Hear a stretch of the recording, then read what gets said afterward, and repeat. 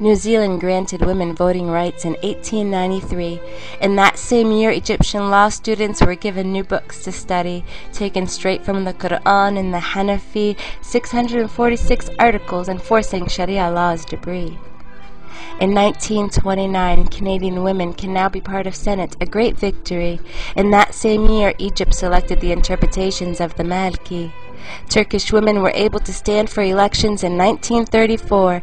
The world has realized women will not be ignored. The right to vote is practiced. Silent no more. 2010. Saudi Arabia, what are you waiting for?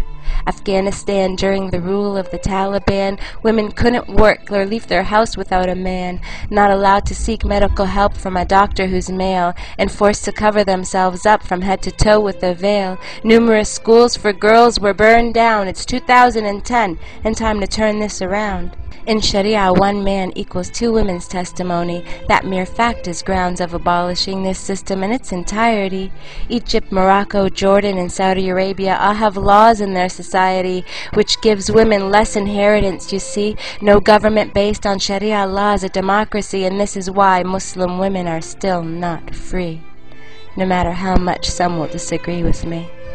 She's not free until her voice screams equality. And if Allah wanted your voice to be worth only half, then He shouldn't have made it so beautiful to hear you laugh. He should have installed the justice we hold in our hearts before we allowed Him to tear it apart from the start. The justice He forgot to mention or bring to Muhammad's attention when faced with marrying a child bride, the mistake that He could have denied. Allah should have shown him a different way, the democracy we've evolved today. Keep your faith personal. Whether true or the wager of Pascal, keep your faith unpolitical. Between you and the irrational, keep your faith, no one wants it. I will protect your right to freely commit. Will you protect mine when I refuse to submit? It's time Islam allows what it demands, freedom of religion throughout its lands, an equal voice of women and men without the fear of death while freedom expands. It's time for the world to take a stand, equality and education being their first demand. Time for the rule of law to change hands.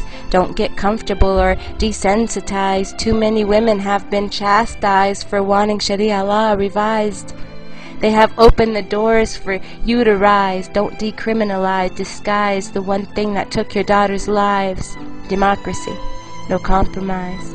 Sharia law counts on women to stay silent. No one can make you feel inferior without your consent. Sharia is the breach of rights with fraudulent intent, murdering women as a recurrent event. Girls have paid enough with blood and torment to allow yourselves to be judged by the 7th century standards, so make it hard for the law to discard your daughters like a playing card. Make it hard for them to bombard you with the ideology that's charred and scarred with the blood of women barred. You are not the 7th century women no more. 2010. What are you waiting for?